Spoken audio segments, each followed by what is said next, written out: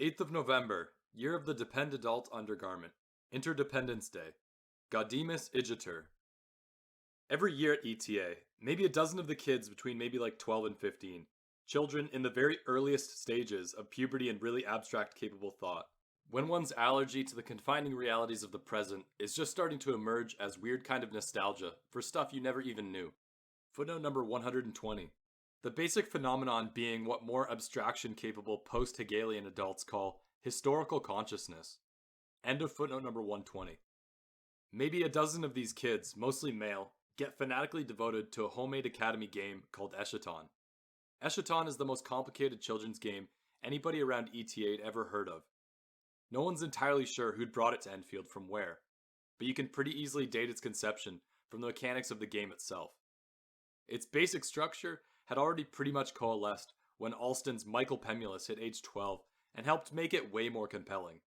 Its elegant complexity, combined with a dismissive reenactment frisson and a complete dissociation from the realities of the present, composes most of its puerile appeal. Plus, it's almost addictively compelling, and shocks the tall. This year, it's been Otis P. Lord, a 13-year-old baseliner and calculus phenom from Wilmington, Delaware, who wears the beanie as Eschaton's game master and statistician of record. Though Pemulus, since he's still around and is far and away the greatest Eschaton player in ETA history, has a kind of unofficial emeritus power of correction over Lord's calculations and mandate. Eschaton takes 8 to 12 people to play, with 400 tennis balls so dead and bald they can't even be used for service drills anymore, plus an open expanse equal to the area of 4 contiguous tennis courts, plus a head for data retrieval and coldly logical cognition, along with at least 40 megabytes of available RAM and wide array of tennis paraphernalia. The Vade McCumish rulebook that Pemulus in YPW got Hal and Cadenza to write, with appendices and sample C semicolon backslash pink2 backslash mathpack backslash nstat dash path decision tree diagrams, and an offset of the most accessible essay Pemulus could find on applied game theory, is about as long and interesting as J. Bunyan's stupefying Pilgrim's Progress from this world to that which is to come, and a pretty tough nut to compress into anything lively. Although every year a dozen more ETA kids memorize the thing at such a fanatical depth that they sometimes report reciting mumbled passages under light dental or cosmetic anesthesia, years later. But if Hal had a Luger pointed at him and were under compulsion to try, he'd probably start by explaining that each of the 400 dead tennis balls in the game's global arsenal represents a 5 megaton thermonuclear warhead. Of the total number of a given day's players, footnote number 121. Eschaton's pre- and post procedures are convolved enough so that an actual game gets gotten up every month or so at most, almost always on Sunday. But even then, not all 12 of a year's kids can get the hours off to play, which is why the latitude and surplus in game personnel. End of footnote number 121. 3 compose a theoretical Anschluss designated Amnat, another 3 Savoir, 1 or 2 Red Chai, another 1 or 2 the wacko but always pesky Libseer, or more formidable Libseer, and that the day's remaining players, depending on involved random considerations, can form anything from South Half to Intpack to like an independent cell of Nuck insurgents with a 50-click howitzer and big ideas. Each team is called a combatant. On the open expanse of contiguous courts, combatants are arrayed in positions corresponding to their location on the planet Earth, as represented in the Rand McNally slightly rectangular hanging map of the world. Footnote number 122. Onanite Classroom Cartographic Series W520, 500, 268, 6W, 9W, 9W, 14W4. BS 1994. Rand McNally and Company. End of footnote number 122. Practical distribution of total megatonnage requires a working knowledge of the mean value theorem for integrals. Footnote number 123. Pemulus here, dictating to ink, who can just sit there making a steeple out of his fingers and pressing it to his lip and not take notes and wait and inscribe seek it anytime in the next week and get it verbatim, the smug turd. Using the mean value formula for dividing available megatonnage among combatants, whose GNP/military/nuke ratios vary from Eschaton to Eschaton, keeps you from needing to crunch out a new ratio for each combatant each time. Plus, lets you multi-regress the results so combatants get rewarded for past thermonuclear largesse. Occasional verbal flourishes Hal's HGI. The formula is also provable by the extreme value theorem, which the EV theorem itself has a proof that's just about the biggest unit twisting bitch in the whole of applied differentiation. But I see Hal grimacing, so we'll keep it compact, even though this whole thing is real interesting if you're interested in whatnot. So you've got a combatant and a record of his past GNP/military/nuke ratios. We want to give the combatant the exact average of all the past megatonnages he's gotten in the past.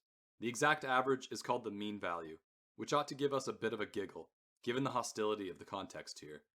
So then, but let A stand for the mean value of a combatant's constantly fluctuating ratio, and so constantly fluctuating initial megatonnage. We want to find A and give the combatant exactly A megatons. How to do it's pretty elegant. All you need for it is 2 pieces of data. The most his ratio's ever been and the least it's ever been. These 2 datums, seek, are called the extreme values of the Cn-n function, for which A's the mean value, by the way. So let f be a continuous non-negative function, meaning the ratio, on the interval a, b, meaning the difference between the least the ratio's ever been and the most it's ever been, and whatnot. Are these little explanations aggravating, seek? Ink's looking at me like butter would freeze. It's hard to know what to assume, what to explain. I'm trying to be as clear as I can be, seek. And now he's looking at me like I'm digressing. Why don't you just pass that certain item back on over here, Inkulator? But so we've got f and we've got a, b. And let r and r be the smallest and biggest values of the function fx on the interval a, b. So now check out the rectangles of height r and height r over the interval a, b. In the diagram marked, let's go ahead and mark it, say, Peemster. The mean value we're after, A, can now be expressed integrally as the area of some intermediate type rectangle whose height is taller, seek, than r, but shorter, seek, than r. From here on, it's just tit. We need a constant. You always need a constant. Ink's nodding his head sarcastically, like I think I'm saying something sage. Let D be any constant. For computational reasons, the closer to 1 the better. So let D be the size of Hal's unit. Hal Incandenzas addendum, in meters. Michael Pemulus's resumption. Very funny. So now, just looking at the wicked illuminating Peemster diagram above, you can see that this area we want is going to be bigger than the area of the rectangle with height r, but also smaller than the area of the rectangle with height r. Pure mental reason, seek, compels, then, that seek somewhere in there between r and r, there's an exact height, fx, such that I have to say that every demonstration of a stats theorem has let and such that in them. Mostly I think because they're so wicked much fun to say. So that the rectangle of this height, fx, over the whole interval a, b, has exactly the area we want. The mean value of all the historic seek expenditure ratios. In other words, in abstracted form, where b minus a is just the size of the interval. And so have a look at the revealing diagram labeled Hal's a dick. This fucking works. You don't have to crunch out a whole new ratio each time for each combatant to dole out the ordnance. You just skim the highest and lowest ratios off the Eschaton records the Beanie Man keeps on each time. This is wicked. This is fucking elegant. Note that's another compulsory seek term. Note that the combatant's mean value megatonnage will change slightly from Eschaton to Eschaton. Exactly the way a hitter's season average will alter just a bit from at bat to at bat, depending integrally on what he delivered on his last trip to the plate and whatnot.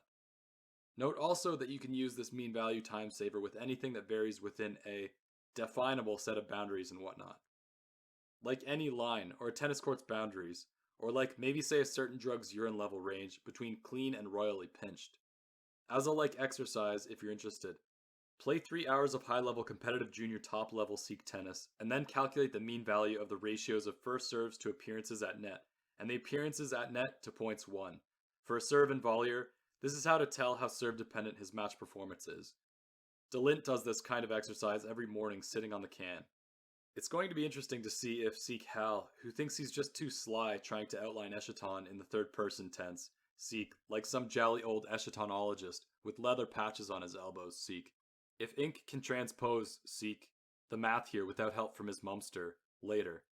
P.S. Alston rules. End of footnote number 123.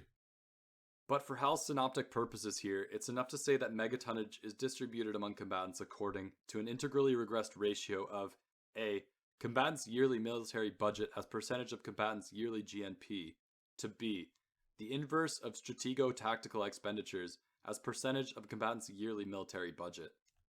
In quainter days, combatants' balls were simply doled out by throws of shiny red Yahtzee dice. Quaint chance is no longer required, because Pemulus has downloaded MathPack Unlimited's elegant NStat. Footnote number 124. Both NStat and MathPack are registered trademarks of Apps Inc., itself now a division of Interlaced Tel Entertainment. End of footnote 124. Stats Cruncher software into the late James Incandenza's fearsome idle drop clothed DEC 2100, and has shown Otis P. Lord how to dicky the lock to Stitt's office at night with a dining hall meal card, and plug the DEC into a 3-prong that's under the lower left corner of the enormous print of Durer's The Magnificent Beast on the wall by the relevant edge of Stitt's big glass desk, so Stitt or DeLint won't even know it's on when it's on. Then link it by cellular modem to a slick U portable with color monitor out on the court's nuclear theater. Amnat and Sovwar usually end up with about 400 total megatons each, with the rest inconsistently divided. It's possible to complicate Pemulus's mean value equation for distribution by factoring in stuff like historical incidences of bellicosity and appeasement, unique characteristics of perceived national interests, etc. But Lord, the son of not one but two bankers, is a straight bang-for-buck type of apportioner, a stance the equally bottom-line-minded Michael Pemulus endorses with both thumbs. Pieces of tennis gear are carefully placed within each combatant's territories to mirror and map strategic targets. Folded gray-on-red ETA t-shirts are MAMAs, major metro areas. Towels stolen from selected motels on the junior tour stand for airfields, bridges, satellite-linked monitoring facilities, carrier groups, conventional power plants, important rail convergences. Red tennis shorts with gray trim are conforcons, conventional force concentrations. The black cotton ETA armbands, for when God forbid there's a death, designate the non-contemporary game era's atomic power plants, uranium/plutonium enrichment facilities, gaseous diffusion plants, breeder reactors, initiator factories, neutron scattering reflector labs, tritium production reactor vessels, heavy water plants, semi-private shaped charge concerns, linear accelerators, and the especially point-heavy annular fusion research laboratories in North Syracuse, NNY, and Presque Isle, ME, Chyanskirg, Kyrgyzstan, and Plisku, Romania, and possibly elsewhere. Red shorts with gray trim, few in number because strongly disliked by the traveling squads, are S-tracks, equally low number but point-intensive sites of strategic command. Socks are either missile installations or anti-missile installations, or isolated silo clusters, or cruise-capable B-2 or SS-5 squadrons. Let's draw the curtain of charity across any more millibrevs. Depending on whether they're boys' tennis socks, or boys' street shoe socks, or girls' tennis socks with a little bunny tail at the heel, or girls' tennis socks without the bunny tail. Toe-worn, cast-off corporate supplied sneakers sit open-mouthed and serenely lethal, strongly suggesting the subs they stand for. In the game, combatants' 5 megaton warheads can be launched only with handheld tennis rackets. Hence the requirement of actual physical targeting skill that separates Eschaton from rotisserie league Holocaust games played with protractors and PCs around kitchen tables. The paraboloid transcontinental flight of a liquid fuel strategic delivery vehicle closely resembles a topspin lob. One reason the ETA administration and staff unofficially permit Eschaton to absorb students' attention and commitment might be that the game's devotees tend to develop terrific lobs. Pemulus's lobs can nail a coin on the baseline 2 out of 3 times off either side. It's why it's idiotic that he rushes the net so much instead of letting the other guy come in more. Warheads can be launched independently or packed into an intricately knotted athletic supporter designed to open out in mid-flight and release multiple independent re-entry vehicles, MIRVs. MIRVs, being a profligate use of a combatant's available megatonnage, tend to get used only if a game of Eschaton metastasizes from a controlled set of spasm exchanges, SPASX, to an all-out, apocalyptic series of punishing strikes against civilian populations, SACPOP. Few combatants will go to SACPOP unless compelled by the remorseless logic of game theory, since sack-pop exchanges usually end up costing both combatants so many points they're eliminated from further contention. A given Eschaton's winning team is simply that combatant with the most favorable ratio of points for Indir, infliction of death, destruction, and incapacitation of response, to Sufdir, self-evident.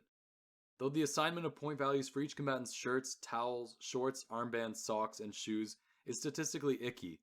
Plus, there are also wildly involved corrections for initial megatonnage, population density, land-sea-air delivery distributions, and EM pulse-resistant civil defense expenditures, so that the official victor takes 3 hours of NSTAT number crunching and at least 4 Motrin for Otis P. Lord to confirm. Another reason why each year's master statistician has to be a special combination of tech wonk and compulsive is that the Baroque apparatus of each Eschaton has to be worked out in advance and then sold to a kind of immature and easily bored community of world leaders. A quorum of the day's combatants has to endorse a particular simulated world situation as lords stayed up well past several bedtimes to develop it. Land, sea, air force distributions, ethnic, sociological, economic, and even religious demographics for each combatant, plus broadly sketched psych profiles of all relevant heads of state, prevailing weather in all the map's quadrants, etc. Then everybody playing that day is assigned to a combatant's team, and they all sit down over purified water and unfatted chips to hash out between combatants stuff like mutual defense alliances, human war pacts, facilities for intercombatant communication, DEFCON gradients, city trading, and so on. Since each combatant's team knows only their own situation profile and total available megatonnage, and since, even out in the forecourt theater, the stockpiled warheads are hidden from view inside the identical white plastic cast-off industrial solvent buckets all academies and serious players use for drill balls. Footnote 125. Plastic mesh laundry baskets take 2 hands to carry and keep you from being able to dribble up more balls with your stick's face. The cast-off janitorial buckets are the size of like a middle-sized wastebasket, but they have a sturdy steel pail-type handle, and their hard polymer composition makes for lasting wear. It was into just such a bucket that Pemulus threw up before his kind of suspicion VD down at Port Washington. Various gear companies sell various specially designed ball receptacles with names like Ball Hopper and Ball Bank. The General Academy consensus is these are for dilettantes and pussies. End of footnote 125. There can be a lot of poker facing about response resolve, willingness to go sack pop, non-negotiable interests, EM pulse immunity, distribution of strategic forces, and commitment to geopolitical ideals. You should have seen Michael Pemulus just about eat the whole world alive during pre-Eschaton summits, back when he played. His teams won most games before the first lob landed. What often takes the longest to get a quorum on is each game's triggering situation. Here Lord, like many stellar statistics wonks, shows a bit of an Achilles heel imagination-wise, but he's got a good 5 or 6 years of Eschaton precedents to draw on. A Russo-Chinese border dispute goes tactical over Xinjiang. An Amnat CompuTracker in the Aleutians misreads a flight of geese as 3 Sovwar SS-10s on re-entry. Israel moves armored divisions north and east through Jordan after an El Al Airbus is bombed in mid-flight by a cell linked to both Husseins. Black Albertan wackos infiltrate an isolated silo at Fort Chimo and get 2 MIRVs through South Af's defense net. North Korea invades South Korea, vice versa. Amnat is within 72 hours of putting an impregnable string of anti-missile satellites online, and the remorseless logic of game theory compels Sovwar to go sack pop while it still has the chance. On Interdependence Day, Sunday, November 8th, Game Master Lord's triggering situation unwinds nicely, on Pemulus' view. Explosions of suspicious origin occur at Amnat satellite receiver stations from Turkey to Labrador as 3 high-level Canadian defense ministers vanish, and then a couple of days later are photographed at a Volograd bistro hoisting shots of Stolochnaya and Slavic bimbos on their knee. Footnote 126. It being well nigh impossible to keep the present from infecting even a playful childlike historical consciousness, Canadians often end up playing picayune but villainous roles in Eschatonic trig sits. End of footnote 126. Then 2 Sovwar trawlers just inside international waters off Washington are strafed by F-16s on patrol out of Cape Flattery Naval Base. Both Amnat and Sovwar go from DEFCON 2 to DEFCON 4. Red Chai goes to DEFCON 3, in response to which Sovwar airfields and anti-missile networks from Irkutsk to the Dugster Range go to DEFCON 5, in response to which AMNAT-SAC bombers and anti-missile silos in Nebraska and South Dakota and Saskatchewan and eastern Spain assume a maximum readiness posture. Sovwar's bald and port wine-stained premier calls AMNAT's waddle-chinned. Footnote 127. A lot of these little toss-ins and embellishments are Ink amusing himself, not Otis's trig sit, which is 100% all biz. P.S. Wolf Spiders ruleth the land. End of footnote 127. President on the hotline and asks him if he's got Prince Albert in a can. Another pretty shady explosion levels a Sovwar big ear monitoring station on Sakhalin. General Atomic Inc.'s gaseous diffusion uranium enrichment facility in Portsmouth, Ohio, reports 4 kilograms of enriched uranium hexafluoride missing, and then suffers a cataclysmic fire that forces evacuation of 6 downwind counties. An AMNAT minesweeper of the 6th Fleet on maneuvers in the Red Sea is hit and sunk with Red Chai Silkworm torpedoes fired by Libseer MiG-25s. Italy, in an apparently bizarre NSTAT-generated development Otis P. Lord will only smile enigmatically about, invades Albania. Sovwar goes apeshit. Apoplectic premier rings AMNAT's president, only to be asked if his refrigerator's running. Libseer shocks the Christian world by airbursting a half-megaton device 2 clicks over Tel Aviv, causing deaths in the low 6 figures. Everybody and his brother goes to DEFCON 5. Air Force One leaves the ground. South Af and Red Chai announce neutrality and plead for cool heads. Israeli armored columns behind heavy tactical artillery saturation push into Syria all the way to Abu Kanal in 12 hours. Damascus has firestorms, and Neb is reportedly just plain gone. Several repressive right-wing regimes in the Third World suffer coup d'etat and are replaced by repressive left-wing regimes. Tehran and Baghdad announce full dip mill support of Libseer, thus reconstituting Libseer as Ilibseer. AMNAT and Sovwar activate all civil defense personnel and armed forces reserves and commence evacuation of selected NAMAs. Irlibseer is today represented by Evan Ingersoll, whom Axford keeps growling at under his breath. Hal can hear. A shifty-eyed member of the U.S. Joint Chiefs of Staff vanishes and isn't photographed anywhere. Albania sues for terms. Crude and apparently amateur devices in the low kiloton range explode across Israel, from Haifa to Ashkelon. Tripoli is incommunicado after at least 4 thermonuclear explosions cause second-degree burns as far away as Medellin, Tunisia.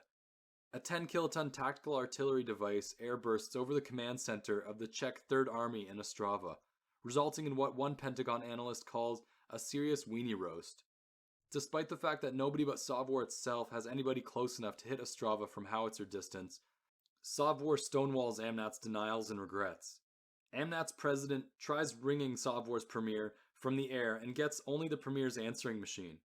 AMNAT is unable to determine whether the string of explosions at its radar installations all along the Arctic Circle are conventional or tactical. CIA/NSA reports that 64% of the civilian populations of Sovwar's MAMAs have been successfully relocated below ground in hardened shelters. AMNAT orders evacuations of all MAMAs. Sovwar MiG-25s engage Red Chai aircraft overseas off Tienstin. Air Force 2 tries to leave the ground and gets a flat tire. A single 1-megaton SS-10 evades anti-missile missiles and detonates just over Provo, Utah, from which all communications abruptly cease. Eschaton's game master now posits, but does not go so far as to actually assert, that NSTAT's game theoretic decision tree now dictates a SPASX response from AMNAT. Uninitiated adults who might be parked in a nearby mint green advertorial Ford sedan or might stroll casually past ETA's 4 easternmost tennis courts and see an atavistic global nuclear conflict game played by tanned and energetic little kids, and so this might naturally expect to see fuzzless green warheads getting whacked indiscriminately skyward all over the place, as everybody gets blackly drunk with thanatoptic fury in the crisp November air. These adults would more likely find an actual game of Eschaton strangely subdued, almost narcotized looking. Your standard round of Eschaton moves at about the pace of chess between adepts. For these devotees become, on court, almost parodically adult, staid, sober, humane, and judicious 12-year-old world leaders, trying their best not to let the awesome weight of their responsibilities to nation, globe, rationality, ideology, conscience, and history, to both the living and the unborn, not to let the terrible agony they feel at the arrival of this day, this dark day the leaders prayed would never come, and have taken every conceivable measure rationally consistent with national strategic interest to avoid, to prevent, not to let the agonizing weight of responsibility compromise their resolve to do what they must to preserve their people's way of life. So they play, logically, cautiously, so earnest and deliberate in their calculations they appear thoroughly and queerly adult, almost Talmudic, from a distance. A couple gulls fly overhead.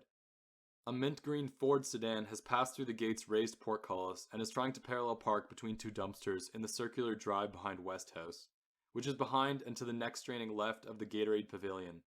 There's an autumnal tang in the air and a brittle gray shell of cloud cover, plus the constant faraway hum of Sunstrand Plaza's Ask Me fan line. Strategic acumen and feel for realism vary from kid to kid, of course.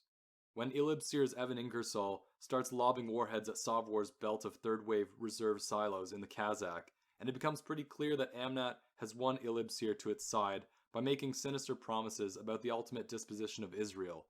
Israel, even though nobody's Israel out there today, seems in a fit of pique to have somehow persuaded Southaf, who today is Brooklyn, New York's little hard-ass Josh Gopnik, the same Josh Gopnik who, by the way, subscribes to commentary, to expend all 16 of its green fuzzy warheads in a deliberating enfilade against Amnat dams, bridges, and bases from Florida to Baja. Everybody involved orders total displacement of Mama populations. Then, without any calculation whatever, Intpak, who today is JJ Penn, a high-ranked 13-year-old but not exactly the brightest log on the Yuletide fire, dumps 3 poorly tied jockstraps worth of MIRVs on Israel, landing most of the megatonnage in sub-Beersheba desert areas that didn't look much different before the blasts. When roundly kibitzed from the shelter of the Gatorade Pavilion under Stitz Tower by Trolsch, Axford, and Incandenza, Penn shrilly reminds them that Pakistan is a Muslim state and sworn foe to all infidelic enemies of Islam, but can do little but fiddle with the strings of his launcher when Pemulus cheerfully reminds him that nobody's Israel today, and there isn't so much as a combatant's sock on that part of the courts. It is not a matter of the principle of thing, ever, in Eschaton. Except for the Southaf flurry and Impact boner, November 8th's game proceeds with much probity and cold deliberation, with even more pauses and hushed, chin-stroking conferences today than tend to be the norm. The only harried-looking person on the 1,300-meter square map is Otis P. Lord, who has to keep legging it from one continent to another, pushing a rolling double-shelf stainless steel food cart purloined from St. John of God Hospital, with a blinking You Shit You portable on one shelf and a 256 capacity diskette case about 2/3 full on the other. The shelf's sides hung with clattering clipboards, Lord having to dramatize manually the effortless dictates of real logic and necessity, verifying that command decisions are allowable functions of situation and capacity. He shrugs his shoulders in a neutral whatever at Southaf and Intpak, locating necessary data for subterranean premiers and dictators and airsec presidents, removing vaporized articles of clothing from sites of devastating hits and just wopsing them up or folding them over at the sites of near hits and fizzle yields, triangulating EM pulse estimates from confirmed hits to authorize or deny communication capacity. It's a nerve-wracking job. He's more or less having to play God, tallying kill ratios and radiation levels and parameters of fallout, strontium-90 and iodine levels, and the likelihood of conflagrations v firestorms in mamas with different mean value skyscraper heights and combustible capital indices. Despite chapped hands and a badly running nose, Lord's response time to requests for data is impressive, thanks mainly to the sly DEC hookup and the detailed decision algorithm files Pemulus had authorized 3 years back. Otis P. Lord informs Savor and Amnat that Peoria, Illinois' topographic flatness ups the effective kill radius for Savor's 5 megaton direct hit to 10.1 clicks, meaning half of this mama pop burns to death in evacuatory traffic jams out on Interstate 74. An Amnat Minuteman can hold an absolute maximum of 8 MIRVs irregardless of whether the Titanic jockstrap Little Lamontchu promoted out of the sedated Teddy Schatz gear bag on the bus Friday night can hold 13 dead tennis balls. Given standard climatic conditions, the fire area from an airburst will be 2 pi times larger than the blast area. Toronto has enough subcode skyscrapers within its total area to guarantee a firestorm off a minimum of 2 strikes within a target center. 5 megatons of heavy hydrogen fusion yields at least 1,400,000 curies worth of strontium-90, meaning microcephalic kids in Montreal for roughly 22 generations, and yes, Wiseacre McKenna of Amnat, the world will probably notice the difference. Struck and Trevor Axford hoot loudly from under the green Gatorade Thirst Aid awning of the open-air pavilion outside the fence along the south side of the East Courts, where the pavilion they and Michael Pemulus and Jim Trolsch and Helen Condenza are splayed on reticulate mesh patio chairs in street clothes, and with their street sneakers up on reticulate mesh footstools. Struck and Axford with suspiciously bracing Gatorades and what looks like a hand-rolled psychochemical cigarette of some sort being passed between them. November 8th is an ETA day of mandatory total R&R, though the public intoxicants are a bit much. Pemulus has a bag of red-skinned peanuts he hasn't eaten much of. Trevor Axford has over-inhaled from the cigarette and is hunched coughing, his forehead purple.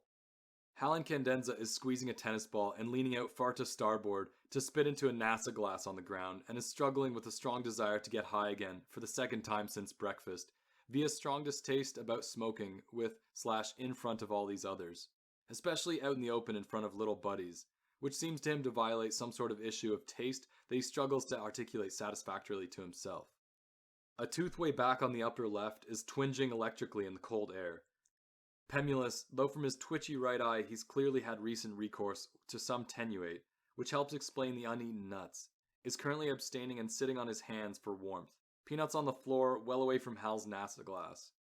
The pavilion is open on all sides, and compliments of Stokely Van Camp Corp. And little more than like a big fancy tent with a green felt cover over the expanse's real grass and white iron patio furniture with reticulate plastic mesh.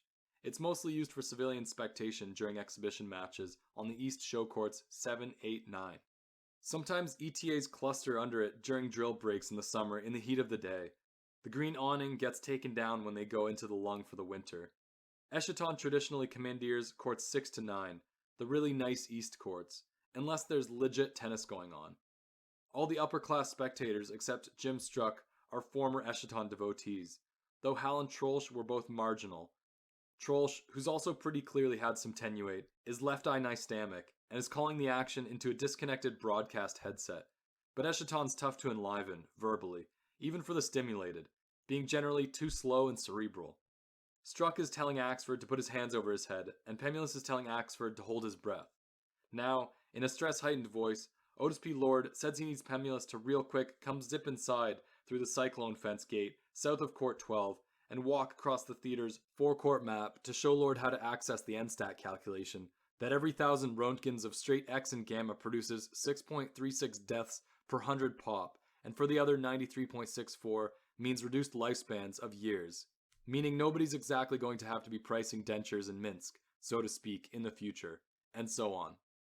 After about half the planet's extant megatonnage has been expended, things are looking pretty good for the AMNAT crew, even though they and Savoir are spaz-Xing back and forth with chilling accuracy. Sauvoir's designated launcher is the butch and suspiciously muscular Ann Kittenplan, who at 12.5 looks like a Belarusian shot putter and has to buy urine more than quarter annually, and has a way more lush and impressive mustache than, for instance, Hal himself could raise, and who gets these terrible rages. But so Kittenplan's landing nothing worse than an indirect hit all afternoon, while AMNAT's launchman is Todd Postlethwaite Postlethwaite, an endomorphic 13-year-old from Medina, Minnesota, whose whole infuriating tennis game consists of nothing but kick serves and topspin lobs, and who's been the Eschaton MVL, footnote 128, most valuable lobber, end of footnote 128, for the last 2 years, and accuracy-wise has to be seen to be believed. Still, both sides have artfully avoided the escalation to sack pop that often takes both supercombatants right out of the game.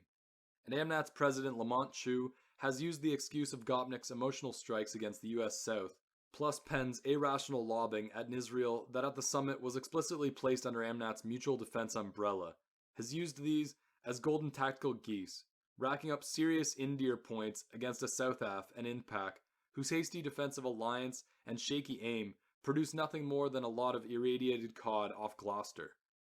Whenever there's a direct hit, Trolsch sits up straight and gets to use the exclamation he's hit on for a kind of announcerial trademark. Holy crow!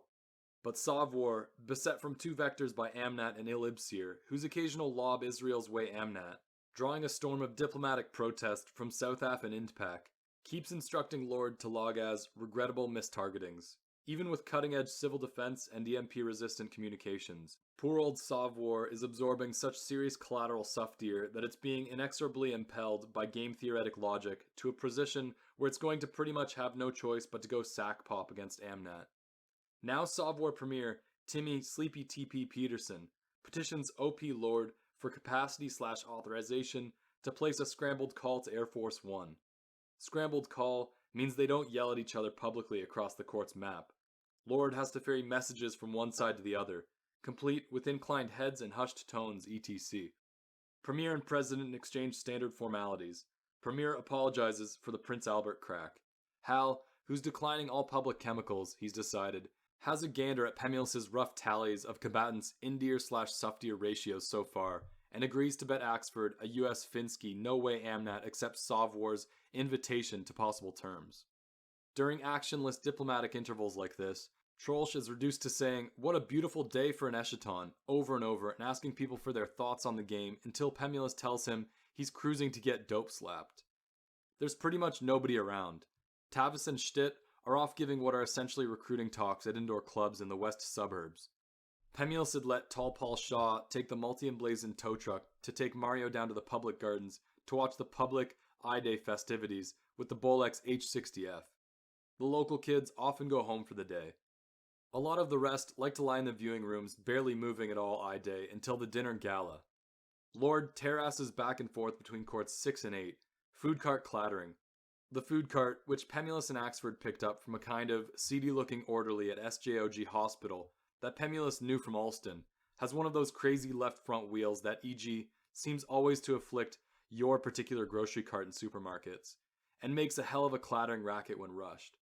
Ferrying messages which the 18 and under guys can tell Amnat and Sauvor are making deliberately oblique and obtuse, so Lord has to do that much more running. God is never a particularly popular role to have to play, and Lord this fall has already been the victim of several boarding school type pranks too puerile even to detail. J.A.L. Struck Jr., who as usual has made a swine of himself with the suspiciously bracing cups of Gatorade, is abruptly ill all over his own lap, and then sort of slumps to one side in his patio chair, with his face slack and white, and doesn't hear Pemulus's quick analysis that Hal might as well give Axe-Handle the dollar right now, because Lamont Chu can parse a decision tree with the best of them, and the D-tree's now indicating peace terms in whatever a D-tree's version of neon letters is, because the biggest priority for Amnat right at 15 hours is to avoid having to sack pop with Sauvor, since if the game stops right now, Amnat's probably won, whereas if they sack pop with Sauvor, trading massive infliction of Indir for massive body shots of Suftir, staying more or less even with each other, Amnat'll still be the same number of points ahead of Sauvor overall, but it'll have taken such heavy Suftir debits that Ilibsir, never forget Ilibsir, brilliantly if obnoxiously imamed today by 11-year-old eyebrowless Evan Ingersoll of Binghamton, NNY, by staying out of the sack pop fest and lobbing sporadically at Sauvor just often enough to rack up serious Indir,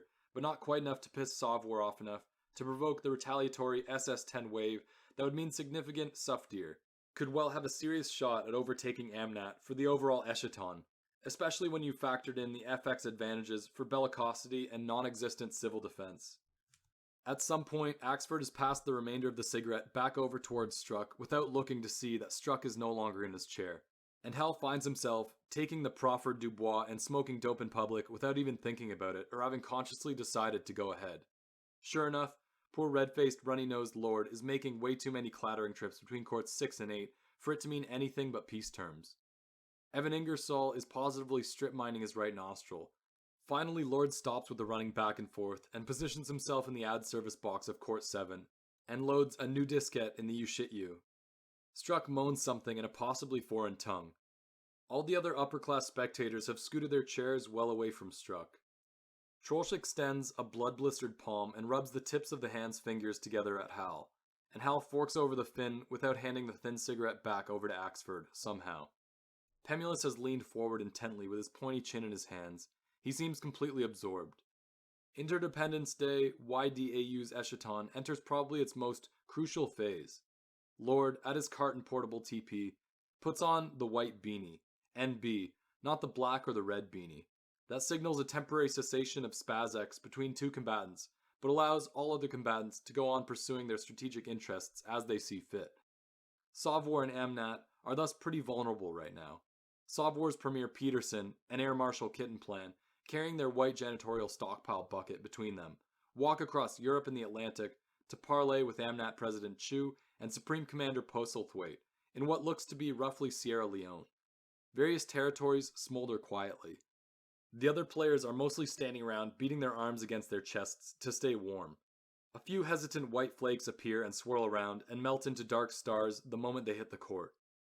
A couple ostensible world leaders run here and there in a rather unstatesmanlike fashion with their open mouths directed at the sky, trying to catch bits of the fall's first snow. Yesterday it had been warmer and rained. Axford speculates about whether snow will mean Stitt might consent to inflate the lung even before the fundraiser 2 weeks hence. Struck is threatening to fall out of his chair. Pemulus, leaning forward intently, wearing his Mr. Howell yachting cap, ignores everyone. He hates to type and keeps his tallies via pencil and clipboard, a la Delint. The idling Ford sedan is conspicuous for the excruciated full-color Old Ninhagen aspirin ad on the green of its right rear door. Hal and Axford are passing what looks to the combatants like a suckerless Tootsie Roll stick back and forth between them, and occasionally to Troelsch. Trevor, the axe-handle Axford, has a total of only 3.5 digits on his right hand. From Westhouse, you can hear Miss Clark and the Time and a Half holiday kitchen staff preparing the Interdependence Day gala dinner, which always includes dessert. Now Red Chai, itself quietly trying to rack up some unanswered Indir, sends a towering topspin lob into Impact's quadrant, scoring what Red Chai claims is a direct hit on Karachi, and what Warheadless Impact claims is only an indirect hit on Karachi. It's an uneasy moment. A dispute such as this would never occur in real God's real world, since the truth would be manifest in the actual size of the actual weenie roast in the actual Karachi. But God here is played by Otis P. Lord, and Lord is number crunching so fiendishly at the carts you shit you, trying to confirm the verisimilitude of the peace terms Amnat and Sauveur are hashing out, that he can't even pretend to have seen where Red Chai's strike against Impact landed with respect to Karachi's t-shirt, which is admittedly kind of mashed and wopsed up, though this could be primarily from breezes and feet, and in his lapse of omniscience cannot see how he's supposed to allocate the relevant Indir and Sufdir points. Troelsch doesn't know whether to say holy crow or not. Lord, vexed by a lapse it's tough to see how any mortal could have avoided, appeals over to Michael Pemulus for an independent ruling, and when Pemulus gravely shakes his white-hatted head, pointing out that Lord is God and either sees or doesn't in Eschaton, Lord has an intense little crying fit that's made abruptly worse when now J.J. Penn of Intpac all of a sudden gets the idea to start claiming that now that it's snowing, the snow totally affects blast area and fire area and pulse intensity, and maybe also has fallout implications. And he said Lord has to now completely redo everybody's damage parameters before anybody can form realistic strategies from here on out. Pemulus's chair legs shriek and make red-skinned peanuts spill out in a kind of cornucopic cone shape, and he's up in his capacity as sort of eminence grise of Eschaton and ranging up and down just outside the theater's chain-link fencing, giving J.J. Penn the very roughest imaginable side of his tongue. Besides being real sensitive to any theater boundary puncturing threats to the map's integrity, threats that have come up before, and that as Pemulus sees it, threaten the game's whole sense of animating realism, which realism depends on buying the artifice of 300 meters squared of composition tennis court representing the whole rectangular projection of the planet Earth. Pemulus is also a sworn foe of all Penns for all time. It had been J.J. Penn's much older brother Miles Penn, now 21 and flailing away on the grim Third World Satellite Pro Tour, playing for travel expenses in bleak, dysenteric locales, who when Pemulus first arrived at ETA at age 11 had christened him Michael Penisless, and had had Pemulus convinced for almost a year that if he pressed on his belly button, his ass would fall off. Footnote 129. M. Pemulus is, in the best Allston, Massachusetts tradition, a good friend and a bad news enemy, and even ETAs who don't like him are careful not to do or even say anything that might call for score settling, because Pemulus is a thoroughgoing chilled revenge gourmet, and is not one bit above dosing someone's water jug, or voltaging their doorknob, or encoding something horrid in your ETA med files, or dickeying with the mirror over the bureau in the little recessed part of your subdorm room, so that when you look in the mirror in the AM to comb or tend to a blackhead or something, you see something staring back at you that you'll never entirely get over, which is what took over 2 years to finally happen to M.H. Penn, who afterward wouldn't say what he'd seen but stopped shaving altogether and, it's agreed, has never been quite himself since. End of footnote 129. It's snowing on the goddamn map. Not the territory, you dick, Pemulus yells at Pen, whose lower lip is out and quivering. Pemulus's face is the face of a man who will someday need blood pressure medication, a constitution the tenuate doesn't help one bit. Trollsch is sitting up straight and speaking very intensely and quietly into his headset. Hal, who in his day never wore the beanie, and usually portrayed some marginal nation somewhere out in the nuclear boondocks, finds himself more intrigued by Pen's map/territory faux pas than upset by it, or even amused. Pemulus turns back to the pavilion and seems to be looking at Hal in some kind of appeal. Jesus! Except as the territory of the real world, quote unquote, though, Axford calls across to Pemulus, who's pacing like the fences between him and some sort of prey. Axford knows quite well Pemulus can be fucked with when he's like this. When he's hot, he always cools down and becomes contrite. Struck tries to yell out a kertwang on Pemulus, but can't get the megaphone he makes out of his hands to fit over the mouth. The real world's what the map here stands for. Lord lifts his head from the you shit you and cries over at Axe Handle, trying to please Pemulus. Kind of looks like real world type snow from here, MP, Axford calls out, his forehead still marooned from the coughing fit. Trollsch is trying to describe the distinction between the symbolic map of the gear-littered courts and the global strategic theater it stands for, using all and only sports broadcast cliches. Hal looks from Axe Handle to Pemulus to Lord. Struck finally falls out of his chair with a clunk, but his legs are still somehow entangled in the legs of the chair. It starts to snow harder, and dark stars of melt begin to multiply and then merge all over the courts. Otis Lord is trying to type and wipe his nose on his sleeve at the same time. Jay Gopnik and Kay McKenna are running around well outside their assigned quadrants with their tongues outstretched. Real-world snow isn't a factor if it's falling on the fucking map. Ann Kittenplan's crew-cutted head now protrudes from the kind of rugby scrum Amnats and Sovwar's heads of state from around Lord's computational food cart. For Christ's sake, leave us alone, she shrieks at Pemulus. Trollsch is going, oh my, into his headset. O Lord is struggling with the cart's protective umbrella, his head's beanie's little white propeller rotating in a rising wind. A light dusting of snow is starting to appear in the player's hair. It's only real-world snow if it's already in the scenario, Pemulus keeps directing everything at Pen, who hasn't said a word since his original suggestion and is busy sort of casually kicking the Karachi shirt over into the Arabian Sea, clearly hoping the original detonation will get forgotten about in all the meta-theoretical fuss. Pemulus rages along the East Court's western fence. The combination of several tenuate spansules plus Eschaton adrenaline bring his blue-collar Irish right out. He's a muscular, but fundamentally physically narrow guy. Head, hands, the sharp little wad of cartilage at the tip of Pemulus's nose, everything about him seems to Hal to taper and come to a point, like a bad El Greco. Hal leans to spit and watches him pace like a caged thing as Lord works feverishly over NSTAT's peace terms decision matrix. Hal wonders, not for the first time, whether he might deep down be a secret snob about color issues and Pemulus, then whether the fact that he's capable of wondering whether he's a snob attenuates the possibility that he's really a snob. Though Hal hasn't had more than 4 or 5 total very small hits off the public du bois, this is a prime example of what's sometimes called marijuana thinking. You can tell because Hal's leaned way over to spit, but has gotten lost in a paralytic thought helix and hasn't yet spit, even though he's right in bombing position over the NASA glass. It also occurs to him that he finds the real snow/unreal snow snag in the Eschaton extremely abstract, but somehow way more interesting than the Eschaton itself, so far.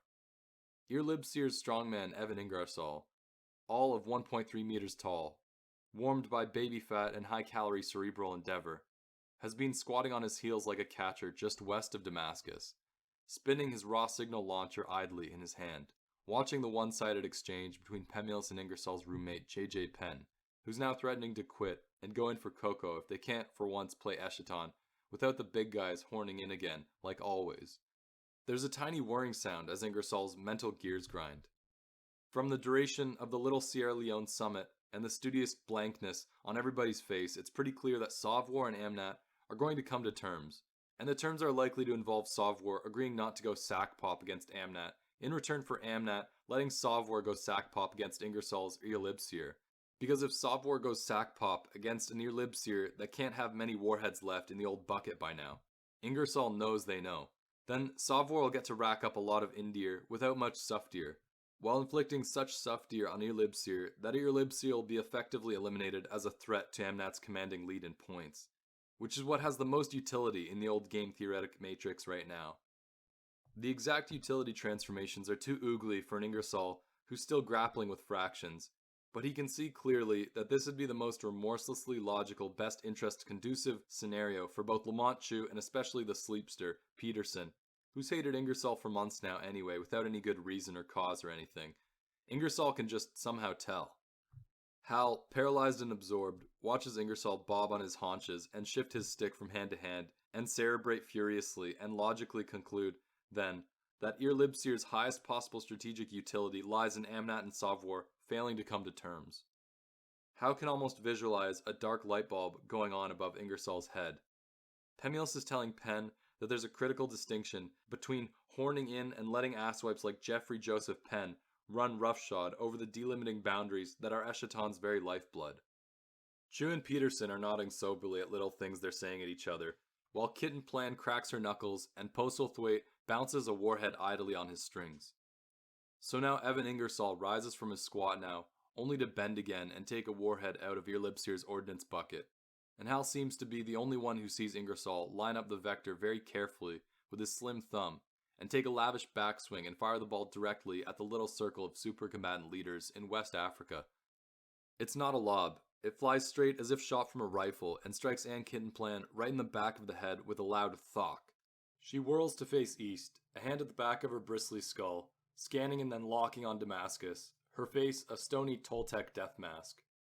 Pemulus and Penn and Lord and everyone else all freeze, shocked and silent, so there's just the weird glittered hiss of falling snow and the sounds of a couple crows interfacing in the pines over by HMH. The Ashme fans are silent, and 4 sweatsock-shaped clouds of exhaust hang motionless over the Sunstrand stacks. Nothing moves. No Eschaton combatant has ever intentionally struck another combatant's physical person with a 5-megaton thermonuclear weapon. No matter how frayed players' nerves, it's never made a lick of sense. A combatant's megatonnage is too precious to waste on personal attacks outside the map. It's like this unspoken but very basic rule. Ann Kittenplan is so shocked and enraged that she stands there transfixed, quivering, her sights locked on Ingersoll and his smoking raw signal. Otis P. Lord feels at his beanie. Ingersoll now makes a show of examining the tiny nails of his left hand and casually suggests that Irlibsir has just scored a direct 5-megaton contact burst against Sauvor's entire launch capacity, namely Air Marshal Ann Kittenplan, and that plus also Amnat's own launch capacity, plus both combatants' ordnance and heads of state, all lie well within the blast's kill radius, which by Ingersoll's rough calculations extends from the Ivory Coast to the Doubles Alleys, Senegal, unless of course that kill radius is somehow altered by the possible presence of climatic snow, he adds, beaming. Pemulus and Kittenplan now each let loose with a linear series of anti-Ingersoll invectives that drown each other out and make the tree's crows take slow flight. But Otis Lord, who's watched the exchange, ashen, and has called up something relevant on NSTAT's Treemaster meta-decision subdirectory, now, to everyone's horror, removes from around his neck a shoelace with a little nickel-colored key and bends to the small locked Solander box on the food cart's bottom shelf, and as everyone watches in horror, opens the box, and with near ceremonial care, exchanges the white beanie on his head for the red beanie that signifies utter global crisis. The dreaded red UGC beanie has been donned by an Eschaton Game Master only once before, and that was over 3 years ago, when human input error on NSTAT tallies of aggregate suftir during a 3-way sack pop free-for-all yielded an apparent ignition of the Earth's atmosphere. Now a real-world chill descends over the grainily white-swirled landscape of the nuclear theater. Pemulus tells Lord he cannot believe his fucking eyes. He tells Lord how dare he don the dreaded red beanie over such an obvious instance of map not territory equivocationary horseshit as Ingersoll's trying to foist. Lord, bent to the cart's blinking you shit you, responds that there seems to be a problem. Ingersoll is whistling and pretending to do the Charleston between Abu Kamal and Es Sueda, using his racket like a hoofer's cane.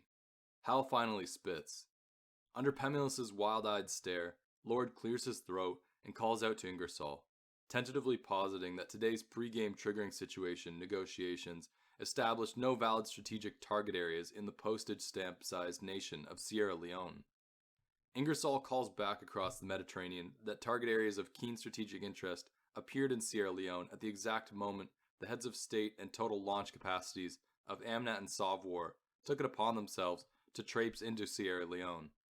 That Sierra Leone thenceforward as of that moment has, or rather had, he pretends to correct with a smile, become a de facto S-track. If presidents and premiers wanted to leave the protection of their territory's defense nets and hold cliquey little other combatant excluding parlays in some hut somewhere, that was up to them. But Lord had been wearing the white beanie that explicitly authorized the overexploited and underdeveloped defenders of the one true faith of the world to keep on pursuing their strategic interests. And Ear Libseer was now keenly interested in the aggregate Indier points it had coming to them for just now vaporizing both supercombatants' strategic capacities with one flaming sword of the most high-like strike. And Kit and Plan keeps taking a couple quivery steps toward Ingersoll and getting restrained and pulled back by Lamont Chu.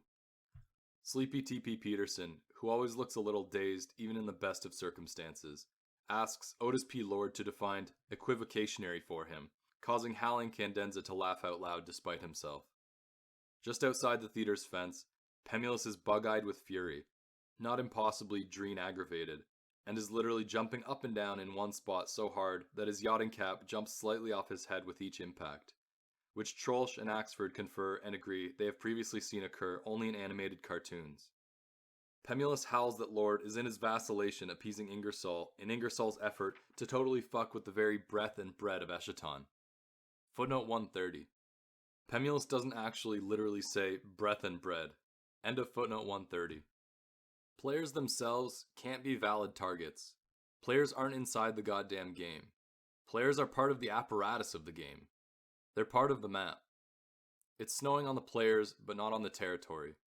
They're part of the map, not the clusterfucking territory. You can only launch against the territory, not against the map. It's like the one ground rule boundary that keeps Eschaton from degenerating into chaos. Eschaton Gentleman is about logic and axiom and mathematical probability and discipline and verity and order. You do not get points for hitting anybody real. Only the gear that maps what's real. Pemulus keeps looking back over his shoulder to the pavilion and screaming, Jesus! Ingersoll's roommate, J.J. Penn, tries to claim that the vaporized Ann Kitten Plan is wearing several articles of gear worth mucho Indier, and everyone tells him to shut up. The snow is now coming down hard enough to compose an environment, and everybody outside the sheltered pavilion looks gauzily shrouded, from Hal's perspective. Lord is crunching madly away at the TP under the just-opened protection of an old beach umbrella a previous game master had welded to the top of the food cart. Lord wipes his nose against the same shoulder that's clamping a phone to his ear, awkwardly, and reports he's checked the DEC's Eschaton Axiom directly via Pink 2 capable modem, and that unfortunately, with all due respect to Ann and Mike, it doesn't seem to explicitly say players with strategic functions can't become target areas if they traipse around outside their defense nets. Lamont Chu says how come point values for actual players have never been assigned, then, for Pete's sake, and Pemulus shouts across that that's so totally beside the point it doesn't matter, that the reason players aren't explicitly exempted in the eschax.dir, it's that their exemption is what makes Eschaton and its axioms fucking possible in the first place.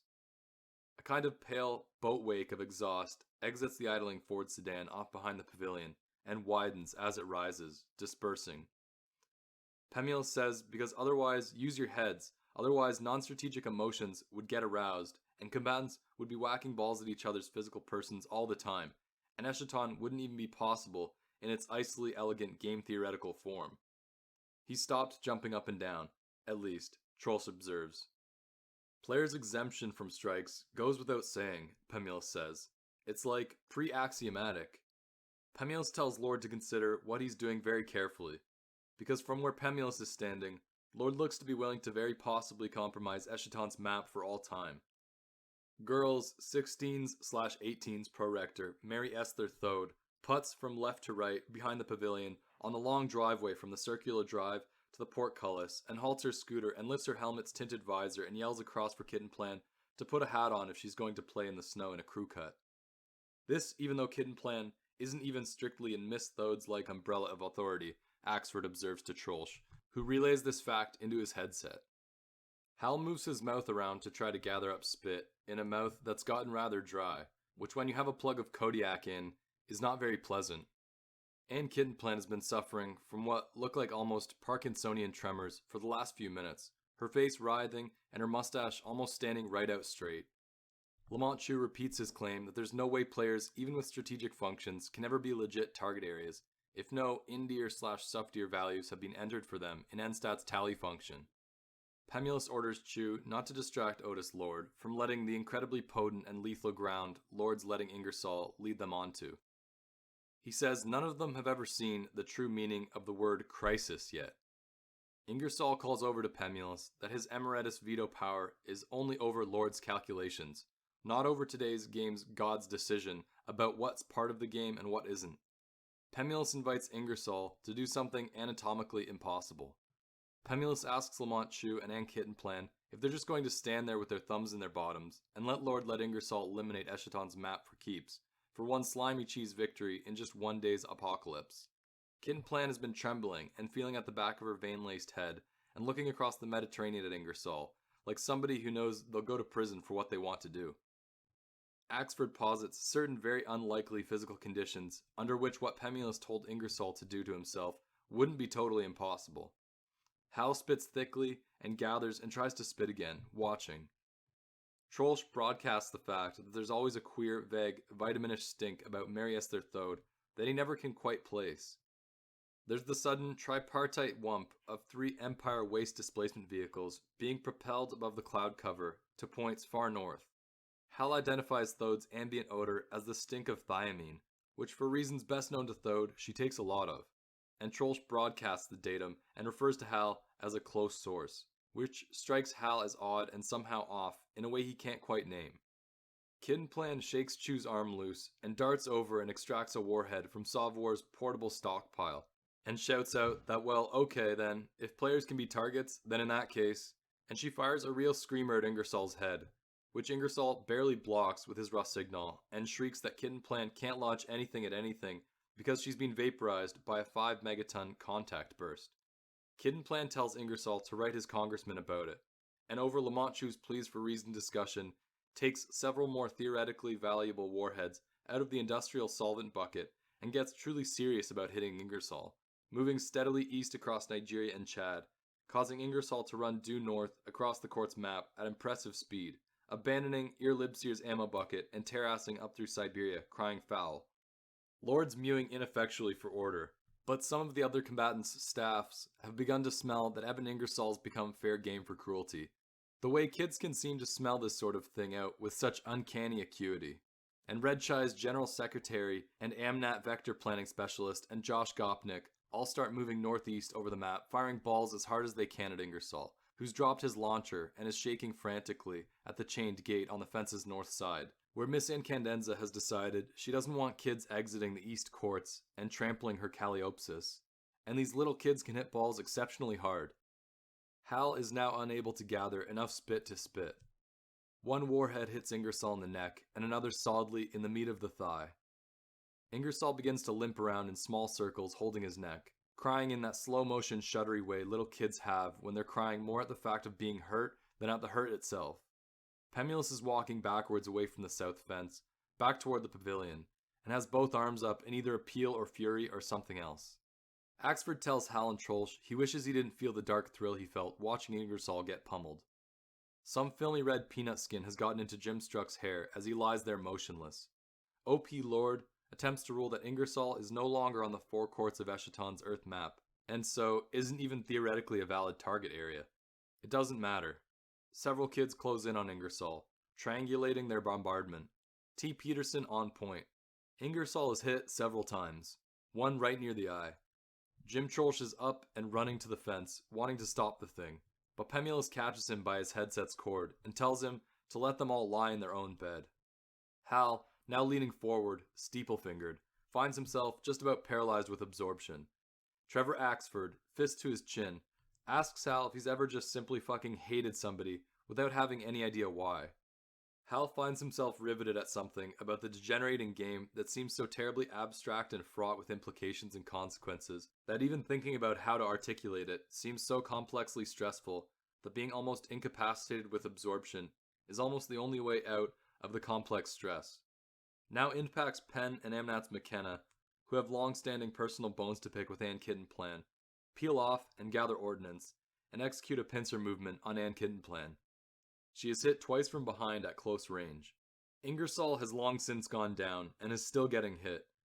Lord is ruling at the top of his lungs that there's no way Amnat can launch against itself when he gets tagged right on the breastbone by an errant warhead. Clutching his chest with one hand, with the other he flicks the red beanie's propeller never before flicked, whose flicked spin heralds a worst case and utterly decontrolled Armageddon type situation. Timmy Peterson takes a ball in the groin and goes down like a sack of refined flour. Everybody's scooping up spent warheads and totally unrealistically firing them. The fences shudder and sing as balls rain against them. Ingersoll now resembles some sort of animal that's being run over in the road. Troelsch, who's looking for the first time at the idling sedan by Westhouse's dumpsters and asking if anybody knew anybody who drove a Nunhagen Aspirin adverting Ford, is the only upper-class spectator who doesn't seem utterly silently engrossed. Ann Kittenplan has dropped her racket and is charging McKenna. She takes 2 contact bursts in the breast area before she gets to him and lays McKenna out with an impressive left cross. Lamont Chu tackles Todd Postlethwaite from behind. Struck looks to have wet his pants in his sleep. J.J. Penn slips on a grounded warhead near Fiji and goes spectacularly down. The snowfall makes everything gauzy and terribly clear at the same time, eliminating all visual background so that the map's action seems stark and surreal. Nobody's using tennis balls now anymore. Josh Gopnik punches Lamont Chu in the stomach, and Lamont Chu yells that he's been punched in the stomach. Ann Kittenplan has Kieran McKenna in a headlock and is punching him repeatedly on the top of the skull. Otis P. Lord lets down the beach umbrella and starts pushing his crazy-wheeled food cart at a diskette-rattling clip toward 12's open south gate, still flicking furiously at the red beanie's propeller. Struck's hair is steadily accreting nutskins. Pemulus is under cover, but still standing, his legs well apart and his arms folded. The figure in the green Ford still hasn't moved once. Troelsch says he, for his own part, wouldn't be just sitting and lying there if any of the little buddies under his personal charge were out there getting potentially injured, and Hal reflects that he does feel certain sort of intense anxiety, but can't sort through the almost infinite-seeming implications of what Troelsch is saying fast enough to determine whether the anxiety is over something about what he's seeing, or something in the connection between what Troelsch is saying and the degree to which he's absorbed in what's going on out inside the fence, which is a degenerative chaos so complex in its disorder that it's hard to tell whether it seems choreographed or simply chaotically disordered. Lamont Chu is throwing up into the Indian Ocean. Todd Postlethwaite has his hands to his face and is shrieking something about his doze. It is now, beyond any argument or equivocation, snowing. The sky is off-white. Lord and his cart are now literally making tracks for the edge of the map. Evan Ingersoll hasn't moved in several minutes. Penn lies in a whitening service box with one leg bent beneath him at an impossible angle. Someone way off behind them has been blowing an athletic whistle. Ann Kittenplan begins to chase Red Chai's General Secretary south across the Asian subcontinent at top speed. Pemulus is telling Hal he hates to say he told them so. Hal can see Axford leaning way forward, sheltering something tiny from the wind as he flicks at it with a spent lighter. It occurs to him this is the 3rd anniversary of Axhandle losing a right finger and half his right thumb. Fierce little Jay Gopnik is flailing at the air and telling whoever wants it to come on. Come on. Otis Lord and his cart sail clattering across Indochina toward the southern gate. Hal is suddenly aware that Troelsch and Pemulus are wincing, but is not himself wincing, and isn't sure why they are wincing, and is looking out into the fray trying to determine whether he should be wincing when Red Chai's General Secretary, calling loudly for his mother and in full flight as he looks over his shoulder at Ann Kittenplan's contorted face, barrels directly into Lord's speeding food cart. There's a noise like the historical sum of all cafeteria accidents everywhere. 3.6 MB diskettes take flight like mad bats across what uncovered would be the baseline of Court 12. Different colored beanies spill from the rolling Solander box, whose lock's hasp is broken and protrudes like a tongue as it rolls. The TP's monitor and modem and you chassis, with most of Eschaton's nervous system on its hard drive, assume a parabolic southwest vector. The heavy equipment's altitude is impressive. An odd silent still moment hangs, the TP aloft. Pemulus bellows, his hands to his cheeks. Otis P. Lord hurdles the bent forms of food cart and General Secretary and sprints low over the court's mapped snow, trying to save hardware that's now at the top of its rainbow's arc. It's clear Lord won't make it. It's a slow-motion moment. The snowfall's more than heavy enough now, Hal thinks, to excuse Lord's not seeing Lamont Chew directly before him, on his hands and knees, throwing up. Lord impacts Chew's arched form at about knee level, and is spectacularly airborne. The idling Ford reveals a sudden face at the driver's side window. Axford is holding the lighter's chassis up to his ear and shaking it. Inkinplan is ramming Red Chai's leader's face repeatedly into the mesh of the south fence. Lord's flight's parabola is less spectacular on the y-axis than the TP's has been. The shit-use hard drive chassis makes an indescribable sound as it hits the earth, and its brightly circuited guts come out. The color monitor lands on its back with its screen blinking error at the white sky. Hal and everyone else can project Lord's flight's own terminus an instant before impact. For a brief moment that Hal will later regard as completely and uncomfortably bizarre, Hal feels at his own face to see whether he is wincing. The distant whistle patweets. Lord does indeed go headfirst down through the monitor's screen, and stays there, his sneakers in the air and his warm-up pants sagging upward to reveal black socks. There'd been a bad sound of glass. Penn flails on his back. Postlethwaite, Ingersoll, and McKenna bleed. The second shift's 1600 siren down at Sunstrand Power and Light is creepily muffled by the no sound of falling snow.